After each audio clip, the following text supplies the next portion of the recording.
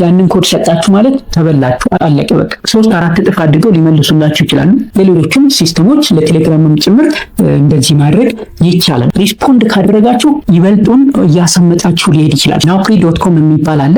በዚህ የቴክኖሎጂ ዘመን ኦንላይን ስራ ለመስራት በጣም ብዙ እድሎች አሉ፣ ብዙ አማራጮች አሉ። ኦንላይን ሰርቶ ለመለወጥ ያለው በጣም ጥሩ እድል እንዳለ ሆኖ የዛኑ ያህል ደግሞ ብዙ አጭበርባሪዎች ለስራና ለገንዘብ ያለንን ከፍተኛ ፍላጎትና ጉጉት በማየት የለፋንበትን የደከምንበትን በአንድ ጀመር ሙልጭ አድርገው ባዷችንን የሚያስቀሩ አይጠፉም። ብዙዎችም ለዚህ ሰለባ ሆነዋል። እነዚህም ደግሞ መጠንቀቅ ያስፈልጋል። በዚህ ቪዲዮ ህጋዊ ያልሆኑና ከጀርባቸው ተንኮል ያዘሉ ሌጂቲሜት ያልሆኑ ወይም ደግሞ ሌጂቲሜት የሚመስሉ ስራዎች ኦንላይን ጆብ ስካምስ ትክክለኛ ከሆነው ከኦንላይን ስራ መለየት የምንችልባቸውን መንገዶች አንድ በአንድ ከነ ማብራሪያው አብረን እንመለከታለን። የጥንቃቄ መንገዶችም እንደዚሁ አብረን እንመለከታለን። እስከ መጨረሻው ከተከታተላችሁ በጣም ትወዱታላችሁ ብዬ አስባለሁ። አብራችሁን ቆዩ። ትክክለኛ ያልሆኑ ኦንላይን ስራዎችን የሚያወጡ አካላት ወይም ደግሞ ኦንላይን ጆብ ስካመርስ በተለያየ መልኩ ኮንታክት ሊያደርጉን ይችላሉ።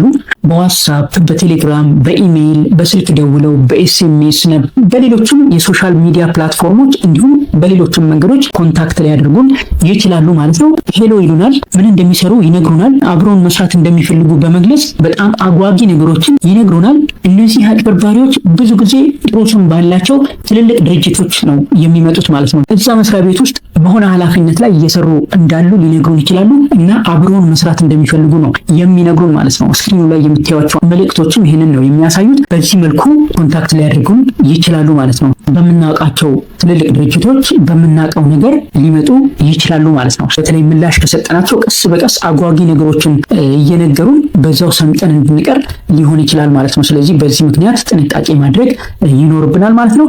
እንግዲህ እነኚህን አጭበርባሪዎች እነከሌ ናቸው ልንል ወይም ደግሞ በስም ልንጠቅሳቸው አንችልም። ምክንያቱም በየዕለቱ አዳዲሶች ይፈጠራሉ፣ በየዕለቱ አዳዲስ ስልቶች ይፈጠራሉ። እንዲሁም በዚህ አፕ ላይ ነው፣ በዚህ ፕላትፎርም ላይ ነው፣ በዚህ ዌብሳይት ላይ ነው ብለን ድምድም አድርገን ልናስቀምጥ አንችልም። ምክንያቱም መጠኑ ይለያያል እንጂ በሁሉም አይነት ሶሻል ሚዲያ ፕላትፎርም በሁሉም አይነት መንገድ በኢሜይል፣ በኤስኤምኤስ፣ በስልክ ጥሪ እና በተለያየ መልኩ ሊያጋጥሙን ይችላሉ ማለት ነው። መቼና በየትኛው ፕላትፎርም ሊያጋጥሙን እንደሚችሉ እነማን እንደሚልኩልን አናውቅም። ስለዚህ እንደው በደፈናው ማድረግ የምንችለው ምንድነው? እነኚህ ኦንላይን ጆብ ስካመርስ ወይም ደግሞ እነኚህ ፌክ ኦንላይን ጆብስ የሚያሳዩቸውን ባህሪያት ነው በደፈናው ወይም ደግሞ በጠቅላላው የምንመለከተው ማለት ነው። አንድ 10 የሚሆኑ ፖይንቶችን አንስተን አብረን እንመለከታለን። መጀመሪያው ምንም አይነት ፍላጎት ሳናሳይ፣ ምንም አይነት የላክነው መልእክት ሳይኖር፣ ምንም አይነት የበተነው ሲቪ ሳይኖር ስራ እንቅጠራችሁ የሚል መልእክት ይመጣልናል። በተለይ በዋትስአፕ፣ በቴሌግራም፣ በኤስኤምኤስ፣ በኢሜይል እንደዚህ አይነት መልእክቶች ሲመጡ ምልክት ሊሆን ይችላል ማለት ነው። ጥንቃቄ ማድረግ ይኖርብናል። ፍላጎት ሳናሳይ፣ መልእክት ሳንልክ፣ ሲቪ ሳንበትን፣ ሳናመለክት እንቅጠራችሁ የሚል ነገር ሲመጣ በተለይ ከዚህም በተጨማሪ ኋላ ላይ የምነግራችሁ ነገሮች ካሉት መጠንቀቅ ያስፈልጋል ማለት ነው። ሁለተኛው ነገሮች በፍጥነት እንዲከናወኑ ይፈልጋሉ። አርጀንሲ፣ ነገሮች በፍጥነት አሁኑኑ ምንም ሳናስብ ቶሎ እንድናከናውንላቸው ይፈልጋሉ። ስለዚህ እንደዚህ አይነት ነገር ካለ ጥንቃቄ ያስፈልጋል ማለት ነው። ሁሉም ነገር በፍጥነት ምንም ሳናስብ እንድናከናውን ይፈልጋሉ። ይሄ ቀይ ምልክት ነው ማለት ነው። ፌክ ለመሆኑ ወይም ደግሞ ፌክ ኦንላይን ጆብ ለመሆኑ አንድ ማሳያ ምልክት ሊሆን ይችላል ማለት ነው። ሌላኛው ቅድሚያ ገንዘብ እንድናስተላልፍ የሚጠይቁ ከሆነ ደግሞ ይሄ ትልቁ መለያ መንገድ ነው። የመጀመሪያው መለያ መንገድ ይሄ ነው አንዱ። ይሄንን ለማድረግ ይሄን ያህል ገንዘብ ስለሚያስፈልግ ወይም ይሄን ለማግኘት ይሄንን አድርጉ ሊሏችሁ ይችላሉ። ስለዚህ ቅድሚያ ገንዘብ የሚጠይቅ ከሆነ አንዱ ፌክ መሆኑ የማሳያው ዋነኛው መንገድ ነው ማለት ነው። ስለዚህ እንደዛ አይነት ነገር ካለ ጥንቃቄ ማድረግ ያስፈልጋል ማለት ነው። አንዳንዴ እዚህ ጋር መሸወድ የሌለባችሁ ነገር ትንሽ ገንዘብ ስትልኩ 1000 ብር 2000 ብር ስትልኩ 3-4 እጥፍ አድርገው ሊመልሱላችሁ ይችላሉ። ያ የሚደረገው ለምንድን ነው? እናንተ ላይ እምነት ለማሳደር ነው። እንድታምኗቸው፣ ትረስት እንድታደርጓቸውና የተሻለ ነገር ልካችሁ ሌላ እንድትጠብቁ ለማድረግ ነው። ስለዚህ እንደዚህ አይነት ነገር ካለ ገንዘብ ላኩ የሚለውን አጠቃላይ ጥንቃቄ ማድረግ ይኖርባችኋል ማለት ነው። በስራ ቅጥር ምክንያት ገንዘብ ስትጠየቁ እናንተም መንቃት ይኖርባችኋል። ሌላው ዲቴይል ፐርሰናል ኢንፎርሜሽን ማግኘት ይፈልጋሉ። ገና ምንም ሳይያዝ ገና መልእክቱን እንደላኩልን ስለኛ ዝርዝር መረጃ ማወቅ ይፈልጋሉ። ስለዚህ እንደዚህ አይነት ምልክት ካያችሁ ዝርዝር መረጃ ገና ከመጀመሪያው የሚፈልጉ ከሆነ አንድ ምልክት ነው ማለት ነው። ስለዚህ ጥንቃቄ ማድረግ ይኖርባችኋል። ህጋዊ አሰሪዎች ከሆኑ እንደዚህ አይነት መረጃዎችን የሚጠይቁት ከብዙ ሂደቶች በኋላ መጨረሻው አካባቢ ሊሆን ይችላል። ስለዚህ ጥንቃቄ ማድረግ ይኖርባችኋል። ኢንተርቪው አድርጋችሁ ሁሉም ነገር ከጨረሳችሁ በኋላ ነው እንደዚህ አይነት መረጃ ልትጠየቁ የምትችሉት ህጋዊ ስራ ከሆነ ማለት ነው። ሌላው ማሳያ መንገድ ደግሞ ኮሚኒኬሽን ሜካኒዝማቸው ፕሮፌሽናል አይደለም። የሚልኩት መልእክት እንደ ፕሮፌሽናል ኮሚኒኬሽን ጥንቃቄ ተደርጎበት የተዘጋጀ አይደለም። ብዙ ጊዜ ስፔሊንግ ኤረሮች አያጡትም፣ ግራማቲካል ኤረሮች አያጡትም። ኢሜይል የሚልኩም ከሆነ ደግሞ የኢሜይል ሲግኔቸር ላይኖረው ይችላል ማለት ነው። እንደዚህ አይነት ነገሮች ካያችሁ ፌክ ጆብ ሊሆን ይችላል ማለት ነው። ዌብሳይት ምናምን ካለ ኤግዛክትሊ የዛን የመስሪያ ቤቱን ትክክለኛ ዌብሳይት ላይሆን ይችላል። ተቀራራቢ የሆነ የዌብሳይት አድሬስ ወይም ደግሞ ተቀራራቢ የሆነ ስም ሊጠቀሙ ይችላሉ። በአንድ ፊደል የተለያየ በሆነ መልኩ ሸፈፍ አድርገው ሊጠቀሙ ይችላሉ ማለት ነው። ይሄም ሌላው መለያ መንገድ ነው። ሌላኛው ኢንተርቪው ለማድረግ ወይም ለተለያዩ ጉዳዮች በቪዲዮ እንድታገኟቸው ወይም በአካል እንድታገኟቸው አይፈልጉም። ሁሉ ነገር በመልእክት ነው እንዲያልቅ የሚፈልጉት። በኤስኤምኤስ ወይም ደግሞ በዋትስአፕ፣ በጉግል ሃንጋውት፣ በቴሌግራም ወይም ደግሞ በፌስቡክ ሜሴንጀር በእነኚህ እንዲያልቅ ነው የሚፈልጉት። በቪዲዮ ኮል ወይም ደግሞ በአካል እንድታገኟቸው አይፈልጉም። ይሄም ሌላው ማሳያ መንገድ ነው ማለት ነው። እንደዚህ አይነት ነገር ካያችሁ መጠንቀቅ ይኖርባችኋል ማለት ነው። ሌላው በጣም በፍጥነት እንቅጠራችሁ ይላሉ። ራፒድ ሃይሪንግ ፕሮሰስ፣ ወዲያውኑ ገና ኮንታክት እንዳደረጉን ተቀጥራችኋል የሚሉን ከሆነ ይህም ሌላ ማሳያ ነው ማለት ነው። አሰሪዎች፣ ቀጣሪዎች በደንብ የሚሰራላቸውን የተሻለ ነገር የሚሰራላቸውን ይፈልጋሉ። ዝም ብለው ያገኙትን ሁሉ ማግበስበስ አይፈልጉም። ስለዚህ ኢንተርቪው አድርገው መፈተን ካለባቸው ፈትነው አጣርተው ነው። ሌጂቲሜት ወርክ ከሆነ ይሄ ነው ሂደቱ። ዝም ብሎ ገና ዛሬ ኮንታክት እንዳደረገን ተቀጥራችኋል የሚለን ከሆነ በጣም በፍጥነት እንቅጠራችሁ የሚሉ ከሆነ ይሄ አንዱ ሌላ ምልክት ነው ማለት ነው፣ ፌክ ጆብ ለመሆኑ ማለት ነው። ሌላው ብዙ ሰዓት ደግሞ ህይወታችሁ እንደሚቀየር ይነግሯቸዋል። ብዙ ሰዓት ደግሞ ወይም ያለምንም ድካም ያለምንም ኤፈርት በአጭር ጊዜ ህይወታችሁ እንደሚለወጥ ይነግሯቸዋል። ከፍተኛ ገቢ እንደምታገኙ ይነግሯቸዋል። ይህም ካለ ጥንቃቄ ማድረግ ይኖርባቸዋል ማለት ነው። ያው ይብዛም ይነስም ያለ ድካም የሚገኝ ነገር የለም። ዜሪዝ ነው ፍሪላንስ ይላሉ ፈረንጆቹ። ስለዚህ ሰዓት ደግሞ ኤፈርት ሳታደርጉ በአንድ ህይወታችሁ ይቀየራል የሚል አይነት ስራ ኦፈር እናርጋችሁ የሚሉ ሰዎች ካሉ እንደ አንድ ምልክት ልትወስዱት ይገባል። ሌላኛው ግልጽ የሆነ የስራ ኃላፊነት የለውም ወይም ደግሞ ክሊር ጆብ ዲስክሪፕሽን ወይም ክሊር ጆብ ሪስፖንሲቢሊቲስ አይሰጣችሁም ማለት ነው። እነኚህ አጭበርባሪዎች እናንተ ምን ሰርታችሁ ምን እንደሚከፈላችሁ ግልጽ አያደርጉላችሁም። ለእነሱም ራሱ ግልጽ ላይሆንላቸው ይችላል ማለት ነው። ስለዚህ ይህንን እንደዚህ አይነት ነገር ካያችሁ መጠንቀቅ ይኖርባችኋል ማለት ነው። ምን ሰርታችሁ ምን እንደሚከፈላችሁ ካላወቃችሁ ስራ አይደለም እሱ። ስለዚህ ጥንቃቄ ማድረግ ያስፈልጋል። ሌላው ቀጣሪ ነው የተባለው ድርጅት ፌክ ኮንታክት ኢንፎርሜሽን ከተቀመጠ ወይም ጭራሽ ኮንታክት ኢንፎርሜሽን ከሌለው ይሄ አንዱ ትልቅ ምልክት ነው ማለት ነው። ክሊር የሆነ ኮንታክት ኢንፎርሜሽን ከሌለው አንዱ የፌክ ኦንላይን ጆብ መሆኑን የሚያሳይ መሆኑ ግልጽ ሊሆንላችሁ ይገባል ማለት ነው። ከላይ የዘረዘርኩላችሁ 10 ምልክቶች ወይም ማሳያዎች ፌክ ኦንላይን ስራዎችን መለየት የምንችልባቸው ናቸው ማለት ነው። ስለዚህ እንደዚህ አይነት ምልክት ካያችሁ መጠርጠር ይኖርባችኋል ማለት ነው። ከነኚህ ፌክ ኦንላይን ጆብስ ለመጠንቀቅ ማድረግ ያለብንን ነገር ስንመለከት አሁንም አንድ 10 ፖይንቶችን እናነሳለን። የመጀመሪያው ያልጠበቃችሁት የማትጠብቁት ጭራሽ ያላመለከታችሁበት የስራ ቅጥር እዚህ ቦታ ስለምንሰራ አብረን እንድንሰራ እንፈልጋለን እንቅጠራችሁ የሚሉ ኦፈሮች ከመጡ መጠንቀቅ ይኖርባችኋል ማለት ነው። መቸኮል የለባችሁም። ኦቨር ኤክሳይትድ መሆን የለባችሁም። ማናገር ወይም ደግሞ ከሌሎች ጋር ማውራትና መረጃ ማግኘት ወይም ደግሞ ፋርዘር መረጃ ዲግ ማድረግ ይኖርባችኋል ማለት ነው። ደግማችሁ ማየት ይኖርባችኋል ሪስፖንድ ከማድረጋችሁ በፊት። ሪስፖንድ ካደረጋችሁ የሚመጣው መረጃ ተጨማሪ የሚመጣው መረጃ ይበልጡን እያሰመጣችሁ ሊሄድ ይችላል። ስለዚህ ጥንቃቄ ማድረግ ያስፈልጋል ማለት ነው። ሁለተኛው ዲቴል ኢንፎርሜሽን ስለ ቀጣሪው ማጣራት።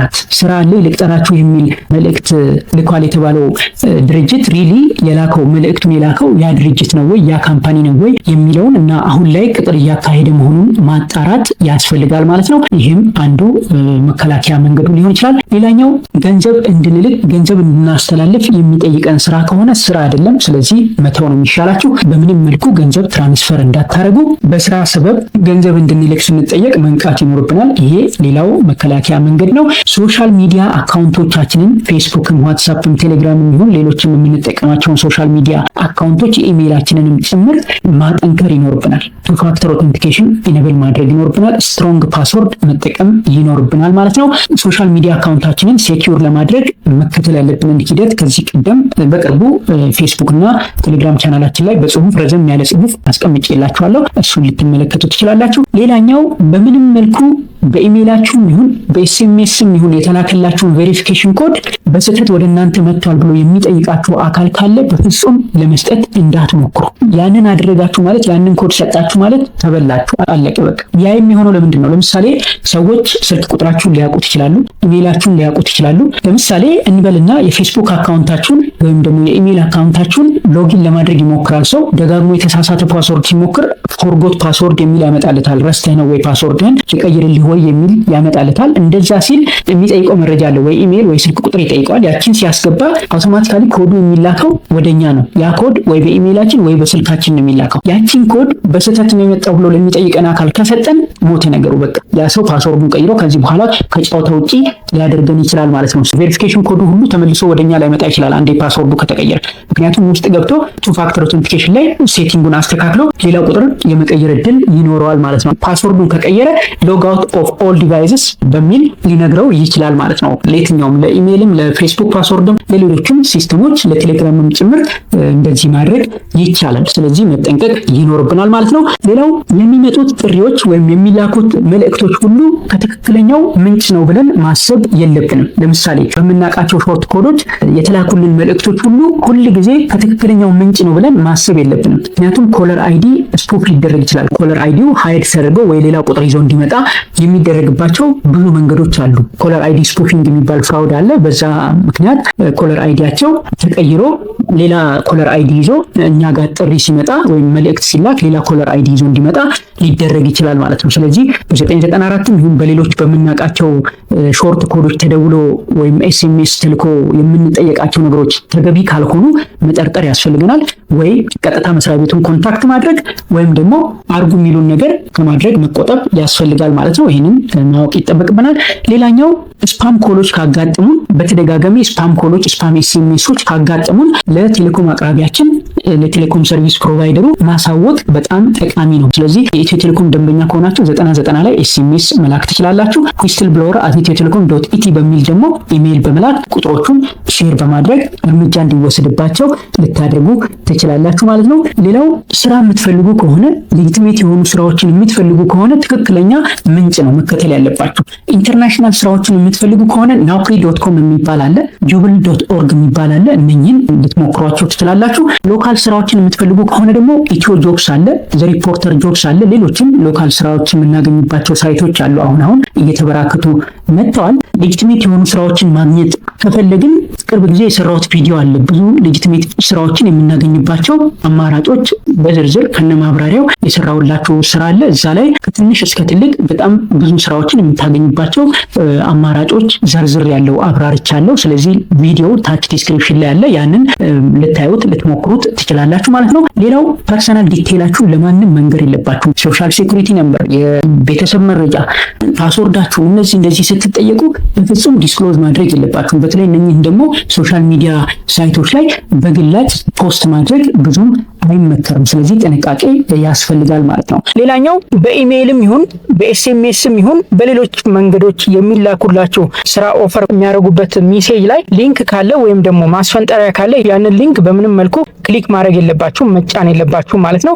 ሊንኩን ከተጫናችሁ ምናልባት ወደ ሌሎች ሳይቶች ነው ሊወስዳችሁ የሚችለው፣ ለፊሽንግ አታክ ሊያጋልጣችሁ ስለሚችል በእርግጠኝነት የምታውቁት ሊንክ ካልሆነ መክፈት የለባችሁ ማለት ነው። መጠንቀቅ ይኖርባችኋል ማለት ነው። እንግዲህ እነኚህ ናቸው ለዛሬ ኦንላይን ፌክ ጆቦችን ወይም ደግሞ ሌጂቲሜት ያልሆኑ ስራዎችን መለየት የምንችልባቸው መንገዶች ብዬ ያስኩላችሁ እነኚህ ናቸው። መከላከያ መንገዶችን ደግሞ እንደዚሁ አንስቼላችኋለሁ። ስለዚህ እናንተ ይህንን እንደ መረጃ ይዛችሁ ከዚህ ቀደም ሲመጡላችሁ ከነበሩ መልእክቶች ጋር በማገናዘብ መጠንቀቅ ይኖርባችኋል ማለት ነው። እንግዲህ ይህ መረጃ ይጠቅማችኋል ብዬ አስባለሁ።